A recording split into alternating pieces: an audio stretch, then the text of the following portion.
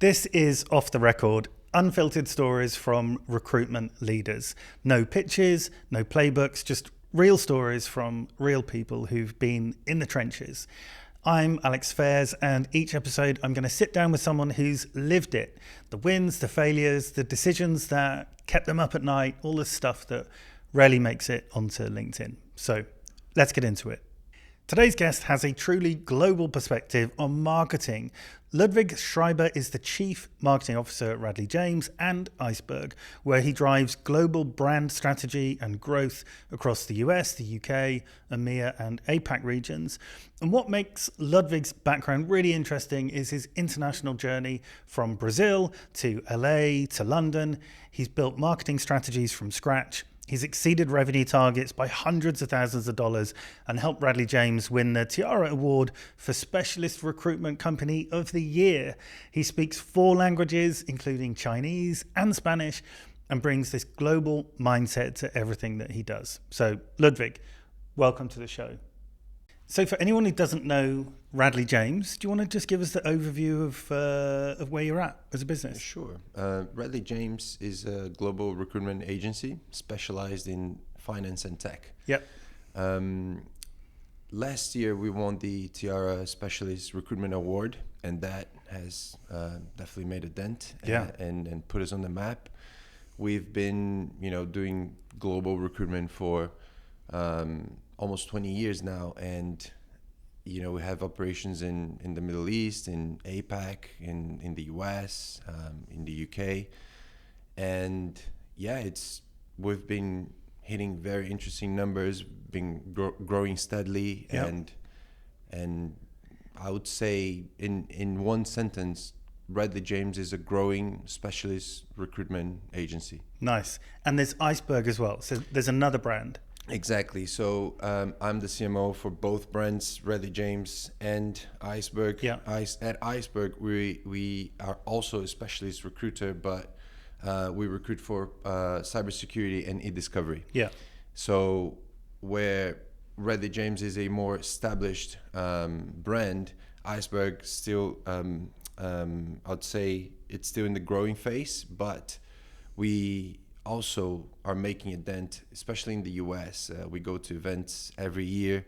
This year we're going with 3 salespeople to Legal Week, which is in March. Nice. And it's just both phenomenal brands to work for. So they're both quite established brands. So Radley James 20 plus years. Yep. Iceberg is what, 8, 10? Sorry. So Radley, I think it's around 19 years. Okay. Yeah. And Iceberg, we are close to 10 now. Okay. Yeah. And both niche down, both specialists. Would you say, and congrats on the success, by the way, for both, especially last year, it was incredible. Thank you. Would you say that leaning into those specialisms is part of the reason for that success? Absolutely. We see in the market that many generalists are not doing so well. So part of our success is definitely because we are able to, talk a very specialist conversation with the sectors we're in. Yeah. And from a marketing perspective, it's got to be easier if you're talking to 1 or 2 people that are very sort of narrowed down. You have one message, you have one language, you have, clarity that you're able to bring rather than talking to everyone. So that must help as well. It does, but don't get me wrong, even within the specialist sector, there are many branches. Yeah. So take Radley James, for example, because we operate globally, the needs of the Asia team is different than the needs of the US team. So from a marketing perspective, you have to be able to communicate and develop content and develop strategies that cater to that specific geolocation and also to that specific geolocation expectations. Yeah. So even though it's specialist, and talking about Iceberg, the same thing, we are specialists in cybersecurity and discovery, but within those realms, there's just so many branches. Huge. Yeah. So I'm really interested in your role as CMO. You had this international background from Brazil to LA to London, and this huge journey and culminating in where you are today. So take us on that. What brought you to marketing and what brought you to recruitment specifically? Very interesting question. I've always liked marketing. Even when I was like a kid, I used to look at advertisement and the whole thing with emotions and like what makes people tick and why do they behave a certain way and what are the triggers that make them take certain action. So I was always fascinated by that. But then growing up, when I turned 18, I moved to China and I did my university there. Okay. And I started doing international business, and that was my life until 10 years ago. And what pivot, if that's what you're going to ask, what made the change was a trip with my family. We did, there's a pilgrimage called Camino de Santiago de Compostela in Spain. And I left my job. I was burned out. I was stressed, and I was walking with my family. And my younger sister was traveling with us with a backpack with a computer, and she was doing digital marketing for a company in the U.S. At the moment, she was living in L.A. And I was a bit lost, but I was fascinated with the fact that she was traveling the world, making money, all that freedom. And I asked her to taught me that, and she did. So I moved to LA. Amazing. We set up a little digital marketing agency. We grew that. With your sister? With my younger sister, yeah. And I was just fascinated by the fact that you could have a computer and you could travel the world and you can make an impact and you can build stuff, and never look back. And I met my wife, my now wife, in a trip I was doing to Mexico. Fell in love, and now I'm here in the UK. So in a nutshell, Brazil, China, back to Brazil, LA, and now UK. Wow. Yeah. So how have you ended up in this CMO role? Because it's you're top of these two brands. They're big, successful agencies in their own right, and you're leading strategy. Global strategy. So how did you get into that CMO role? How did you get, let's say, off the tools of like doing the marketing and leading the more strategic role? It's a very interesting question. I think it was a sort of a natural progression.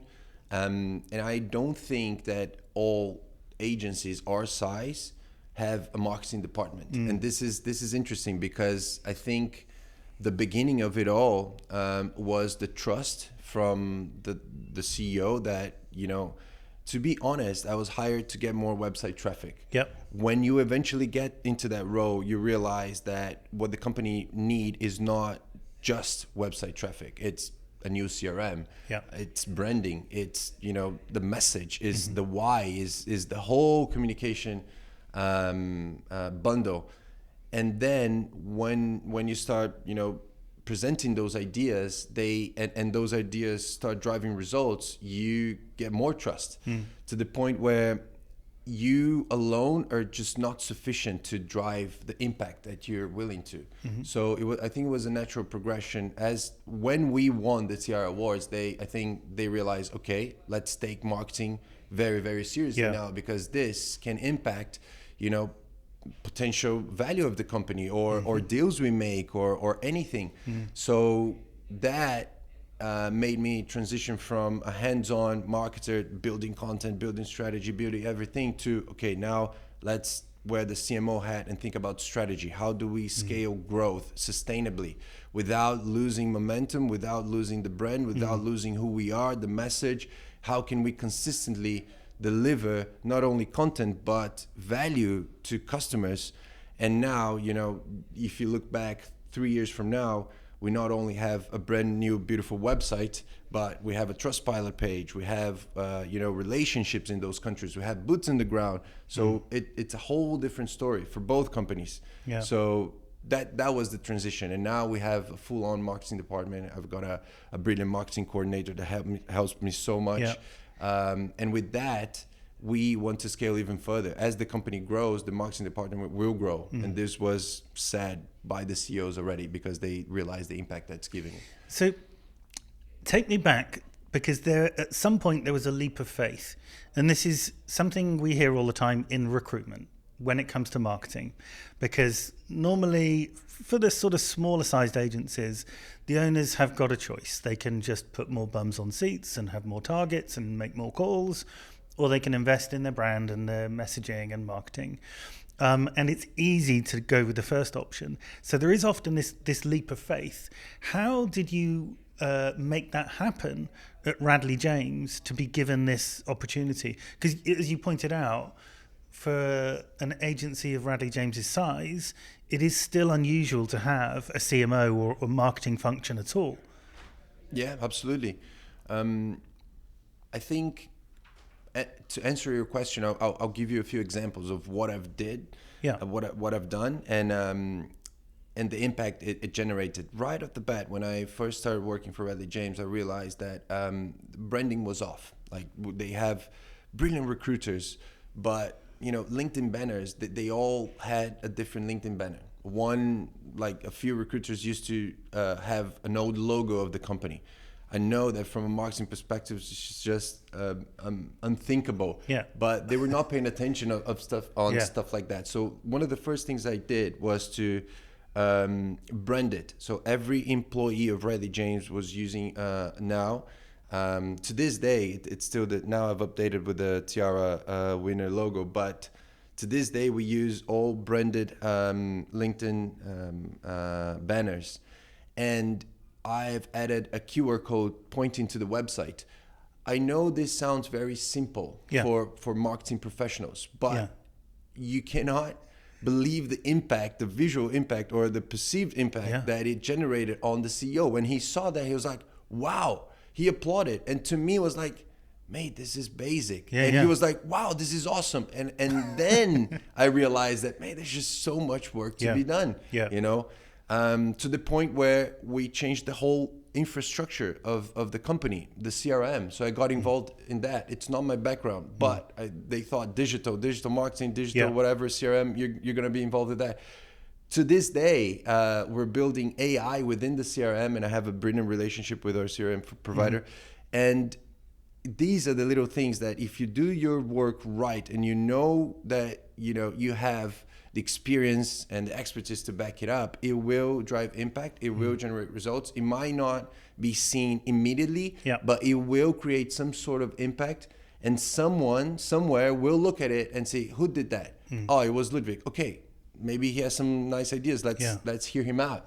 And I can give you multiple examples of little actions like this, but it was just a buildup of many things that all coming together led up to us winning an incredible award. And the conversations that you're having with the CEO, for example, from a marketing perspective, often they just want to hear about numbers. So where's the evidence? Where's the proof? Where ultimately is the ROI? And it is a challenge in marketing, in recruitment. So how do you communicate that value that you're bringing to the business? I think this is a very, very important question. And I think the value is communicated differently depending on the stage where we are. As I pointed out, one simple banner action led up to more trust. And I think the value is the CMO's responsibility to communicate value. And this is a very important question. And I was reading on LinkedIn the other day about a frustrated CMO that was not able to convince his CEOs about getting more budget or stuff like that. And I was thinking, it's your responsibility to convince him to give you more budget if you think you need more budget. It's not the CEO's responsibility to give you more budget. It's your responsibility to earn his trust through work, and then get you the budget you deserve. Based on results. And there are many ways to measure that. I know this is an old conversation about brand, like how do we measure the impact of a brand? Even like doing podcasts and doing personal branding, I think we need to have two separate conversations. One is the long-term brand, and the other one is the short-term tactics. And I think they both need to go hand by hand. Otherwise, you're going to miss out on opportunities. And I'll give you an example. We sponsor a driver. He races, and we, marketing department, are responsible for putting the logos on his suit, putting the logos on his car. So that is brand. That it's really hard to measure the ROI on that. Like how many clients are going to watch his race and then close a deal? We don't know. But we know that the logo is being shown on the TV. That is brand. Now, on the website, how many clicks on the link, how many downloads on the report, how many, calls booked. That is tactic. Yeah. That is, okay, we've done this, and, we've got, 10 SQLs this month because of what marketing did. But marketing doesn't do it alone. And this is the caveat. Marketing has to go hand in hand with sales, because they have the expertise of the market. Yeah. Market can build stuff, but it's way easier if they talk to sales on, localized, especially if you're a global recruitment agency like us, on localized strategies that can drive results. Don't know if that answers your question. It does. It's brilliant. Yeah. So I'm interested in that bridge between sales and marketing, because often they work in silos. And in our experience, and I think you do this at Radley James, is they're much more aligned. So if your sales team and the consultants understand what the marketing team are doing and how they can help, it helps everything, especially when we're talking about proof and ROI, because they're able to think, well, if I can find out where this person heard about us, that's going to help the marketing team with insight and intel and help them maybe get more budget. But it's often you find them sat in those completely different silos without knowing what's going on. So what's your relationship like with the sales guys? Very, very good question. And to answer that, I think it depends on the company culture. Yeah. You would, and I'll give you an example. Radley James and Iceberg have cultures like a bit different. So at Radley James, everybody's so busy, everybody's so, trying to get the next big fish, that they don't often report back to marketing because just like the overwhelm it's just go. At Iceberg, whenever they see, like, I'll give you an example. Last month, a few months ago, the CEO called me saying that one of the clients decided to close a deal with Iceberg because he looked at our Trustpilot page, and like he was comparing multiple agencies. So they looked at the website. Yeah, they both have a website. They looked at multiple things, and we both had it. What the other agency didn't have was a Trustpilot review. So you never know what's going to move the needle, and that's why it's so important to never exclude brand. Because you never know when it's going to hit you and where it's coming from. That's why the long term and short term are so crucial, and both have to go together.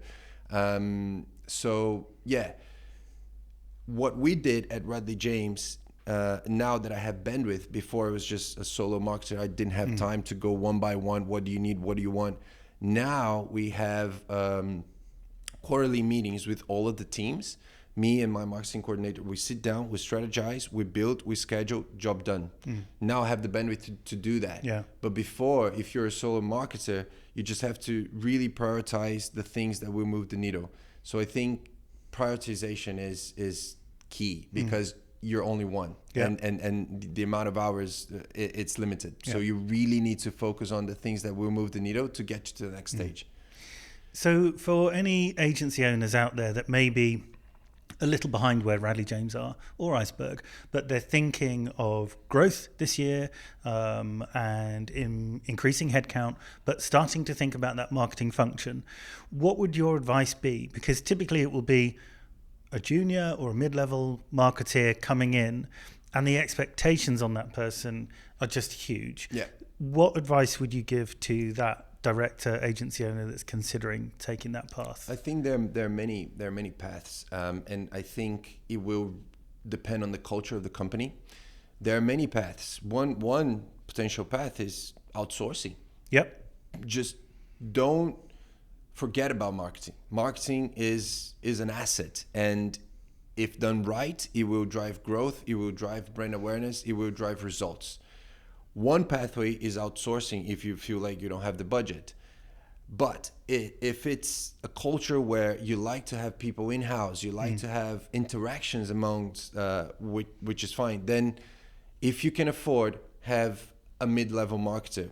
It can be a generalist, but know that this person will need to outsource some of the skills, because it's really hard to find one marketer good at everything. Just as it doesn't, like, it's really hard to find a doctor good at everything. Yep. We're all specialists in some areas, more generalists in other areas. So if you have no concept of what marketing can do for you as a business, hire someone or outsource it, but have marketing in your asset, because from experience, I don't know if we would have won the award, if we didn't have a marketing department.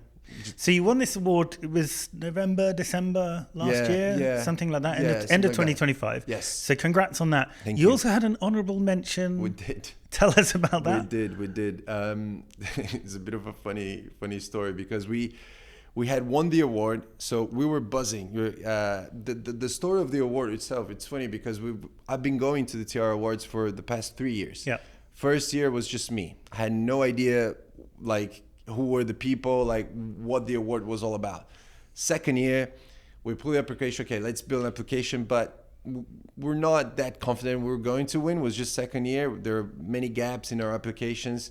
But we did, and we got shortlisted. We got to the finals, and I thought, okay, if we got to the finals, let's start believing, guys. Like, let's do it. We did it again, and then we finally won. And when we won the award, we were still a bit high on the award. Like, we were so happy. And then the next award was the recruitment marketing. Yeah, that one I really wanted to win because it's us. It's my department. And the presenter, Alex, said, okay, we got a high commendation for recruitment marketing awards. Radley James, everybody clapped. I think I missed out on the high commendation. I stood up. You thought you won? I thought I won it.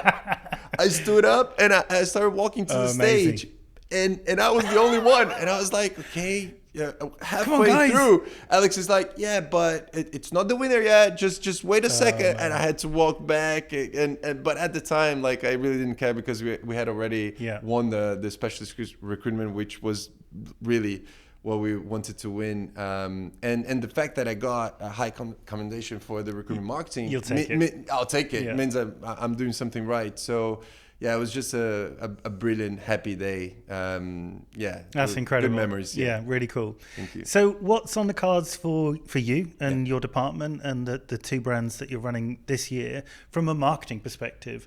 What are you thinking about? What are you planning? What's your strategy look like? I think the fact that now the marketing department is growing, and I do have a marketing coordinator, gives me so much more bandwidth. Before, I was limited to my own capabilities, and now, I sense from both CEOs that they just want more. They we're very humble but very hungry to succeed. So, for Radley James, for Iceberg, we're going to 3 events in the US. For Radley James, we're looking at events in Singapore and in Dubai, in the US as well. So, not to mention the quality and the speed and the level of marketing, and also our vendors, our partners, like yourself and the tech that we use. I think having that bandwidth and that extra layer of hands on can, like, I'll give you an example. We're doing the podcast right now. Marcus, my marketing coordinator, is building content at scale. Like, it is just phenomenal to see how much more we can achieve. So if you ask me what's in the books for Radley James and Iceberg, growth, just growth. And more. So, more is the word. So in terms of, like, doing more, and what's happening in marketing and in the industry this year, we can't not talk about AI and the impact that has. We feel it as an agency, obviously, and we're keeping up, but the capabilities are changing. So you talk about doing more content. All of these tools are available to everyone. So how do you make sure that quality remains, the value is there, the messaging is correct? Because there is a danger for misuse, for reputational damage. So what's your take on how you're going to contain things? It's a very burning topic in marketing, how how to use AI properly, right? Because as you mentioned, if those tools are available to everyone, how do you differentiate yourself? And I think it comes down to looking inwards, meaning what is the mission, what is the purpose, what is the why? Because it might be that the answer is not AI. AI can do things faster, but without the message, without the core, without the pillars, without, you know, going back to basics and defining your content pillars, your ICPs, your AI is just gonna do things faster. But at the core, if the things that you're designing do not have the core principles, you're just gonna build faster, but not necessarily the right thing faster. Not necessarily better. Exactly, not necessarily better. So better does not equal faster. I think because it's still relatively new, I think taking a step back and redefining your SOPs, standard operation procedures, can really help. And I do this with my team almost like every day, because if there's a new tool coming up in the market that can radically change the way you operate and the way you think without compromising your core pillars or your why, then you should take it, or you should at least test it, or you should know about it, or you should, you know, have some notion of it, because there's another marketer like you that has, and he will beat you. As simple as that. So even though it's a burning topic, it's a conversation, I'm skeptical of saying that, oh, this marketer got it right, because there's just so many ways to get it right. And what does getting it right really means? Is it getting more clients? Is it maybe what you're doing is good for the brand, but it's not driving results? Or the contrary, maybe you have immense clients, you've had a vast amount of clients, but you know it's hurting the brand. So really going back to your principles, your core values, your why, your mission statement, and even redefining those if you have to, but don't compromise on, you know, culture and your values in exchange for speed and execution, because that's just a mistake. 100%. I think you're bang on. It's solid advice. All right, so have you got time for our quick fire round? All right, let's go. What's the best piece of advice you've ever received? The best piece of advice I've ever received. I know I should have thought about this before, but I wanted to be as natural as possible. But let's think. We can come back to that if you want. What do you know now that you wish you knew when you started on your marketing journey? What do I know now that I wish I knew? I think as you get older, you tend to value different stuff like trust and relationships. I mean, I wouldn't be where I am today if it wasn't for someone trusting me that I could do what I'm doing. And I also wouldn't be here without relationships. So I think those two elements are so underrated when you're young, because you don't know exactly how to approach it. But one piece of advice, going back to the other question, that I got from an old boss, he said to me, be to as many places as you can be, when you can be, because you never know when the opportunity will come. So, and I take that to this day. So if you have the opportunity to show up, do it, because showing up might change dramatically the trajectory of your life. So I guess the piece of advice is show up. Yeah. What's one thing that most recruitment business owners get wrong when it comes to marketing? If you had stopped the question, what's one thing that most recruitment owners get wrong, period? Yeah. I would say marketing.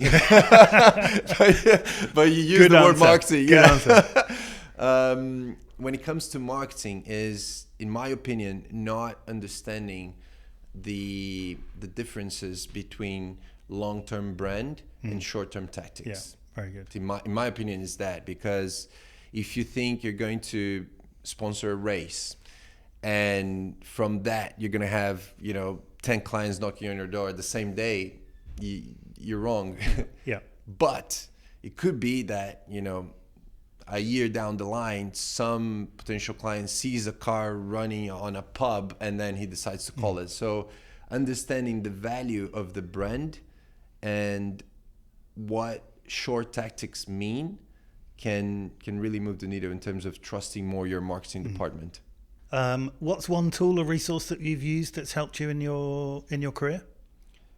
One tool or resource that I've used. Is this software or anything?